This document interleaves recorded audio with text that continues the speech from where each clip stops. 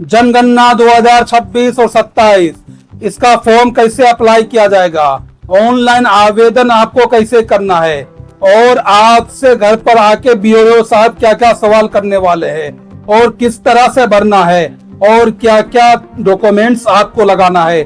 चलिए आज की वीडियो में एक एक कर इसको पर्दाफाश करते हैं। तो वीडियो स्टार्ट करने से पहले दोस्तों आप सभी भाइयों को मेरे तरफ से आदाब, सलाम, नमस्कार। दोस्तों जो अपडेट निकल कर आ रही है, जैसा कि आपको मालूम है कि मोदी साहब ने लाल किले से ऐलान किया था कि इस बार जनगणना में 40 क्वेश्चन पूछे जाएंगे और 40 क्वेश्चन के अंदर कुछ ऐसे क्वेश्चन है जो पहले नहीं थे, इस बार ऐड किए गए हैं। और इस बार जनगणना आप ऑनलाइन खुद अपने फोन से भी दे सकते हैं और आपको अगर बीएलओ के द्वारा करना है तो वो भी आप कर सकते हैं।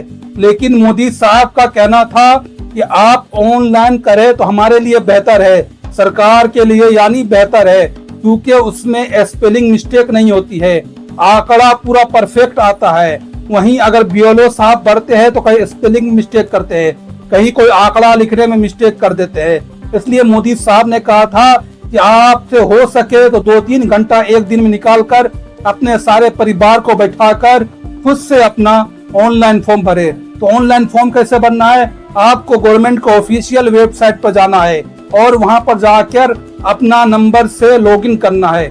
नंबर लॉगिन करने के बाद आपसे जो सवाल पूछे जाएंगे दोस्तों एक एक कर आपको बताता हूँ। सबसे पहले पूछा जाएगा आपका नाम क्या है, आपका पूरा फुल नेम, आपको अपना नाम लिखना है। उसके बाद आपसे पूछा जाएगा परिवार के मुखिया से आपका क्या रिश्ता है। जो परिवार का मुखिया है यानी आपके अक्सर लोगों के घर के मुखिया होते हैं, किसी के पिताजी होते हैं, किसी के दादाजी होते हैं, जो मेन गार्जियन होते हैं घर के वो ये होते हैं, तो उन्हीं का नाम आपको दूसरे नंबर सवाल पर रखना है। तीसरा आपसे पूछा जाएगा आप मेल है या फीमेल है या अन्य कोई यह है पुरुष है, तो आप इसका जवाब देंगे। फिर उसके बाद आपसे जन्म तिथि और उम्र पूछी जाएगी कि आपकी जन्म तिथि क्या है। फिर उसके बाद आपसे पूछा जाएगा आप शादीशुदा है या गैर शादीशुदा है। अगर आप शादीशुदा है तो वहां पर शादीशुदा लिखे, अगर आप गैर शादीशुदा है तो वहां पर आप गैर शादीशुदा लिखे।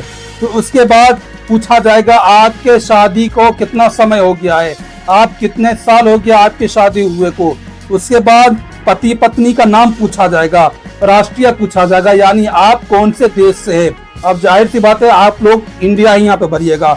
उसके बाद जो मेन क्वेश्चन आ रहा है इस बार जो पूछा जाएगा वो धर्म पूछा जाएगा कि आप कौन से धर्म से है, यानी आप मुस्लिम है, हिंदू है, सिख है, ईसाई है, क्या है पूरा फुल आपको बताना है।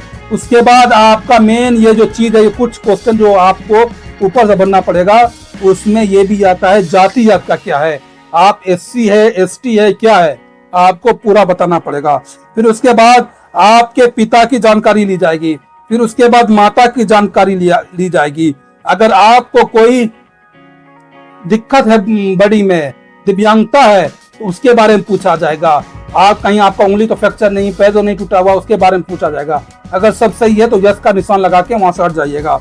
फिर दूसरा जो आएगा आपका भाषा पूछा जाएगा कि आप कौन से भाषा बोलते हैं और कौन कौन सा भाषा आप बोल सकते हैं, जैसे हिंदी इंग्लिश एक साथ बोल सकते हैं या आप गुजराती मराठी क्या क्या आपको भाषा आता है, और आपका मादरी भाषा क्या है यह भी पूछा जाएगा।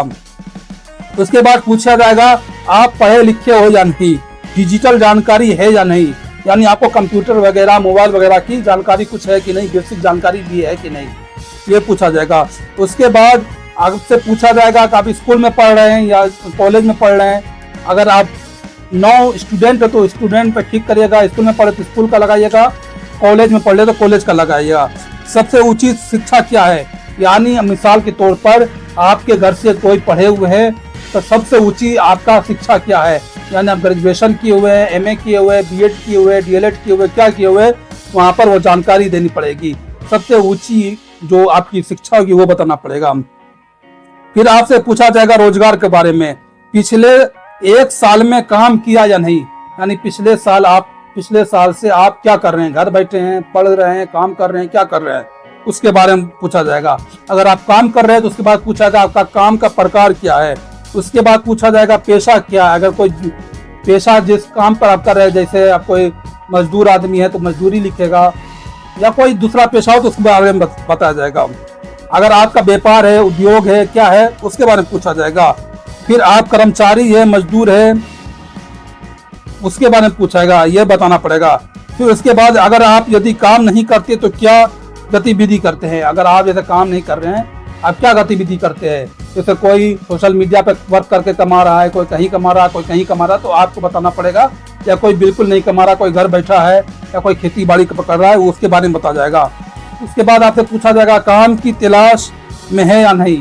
बहुत से ऐसे युवा रोजगार के खोज में हैं, जो रोजगार खोज रहे हैं, उनको ये जवाब देना पड़ेगा कि आप रोजगार के खोज में या नहीं। काम पर जाने के लिए कितना सफर करते हैं, यानी आपका जो जहाँ पर काम कर रहे हैं वहां से लेकर आपके घर की दूरी कितनी है, वो आपको मेंशन करना होगा। उसके बाद आपके जन्म के बारे में पूछा जाएगा। 26वां क्वेश्चन ये होगा, जन्म स्थान क्या है आपका। आपका जन्म कौन से गांव, कौन से शहर और कौन से इसमें हुआ, जिले में हुआ है, वो बताना पड़ेगा। पहले आप कहाँ रहते थे, यानी अगर कोई जैसे बिहार में रहता था, तो बिहार में जन्म हुआ, बिहार में घर था, अगर वो दिल्ली आ गया तो उसको बताना पड़ेगा मेरा पहले हम बिहार में रहते थे। उसके बाद आपसे पूछा जाएगा स्थान बदलने का कारण क्या है।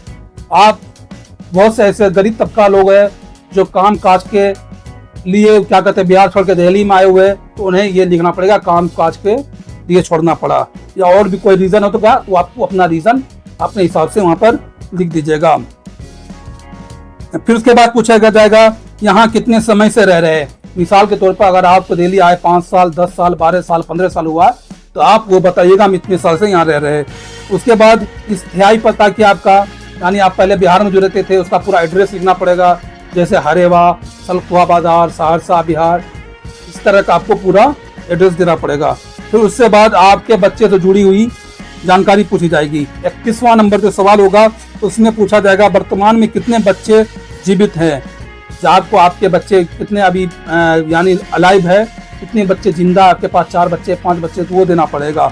उसके बाद पूछे जाएंगे कि आपके कुल कितने बच्चा पैदा हुए, यानी किसी का होता है 4 बच्चा पैदा होता है जिसमें से एक मर जाता है या कुछ हो जाता है किसी वजह से, तो आपको उतना बच्चा बताना पड़ेगा, यानी इतने बच्चे पैदा हुए थे, इतने बच्चे अलाइव है।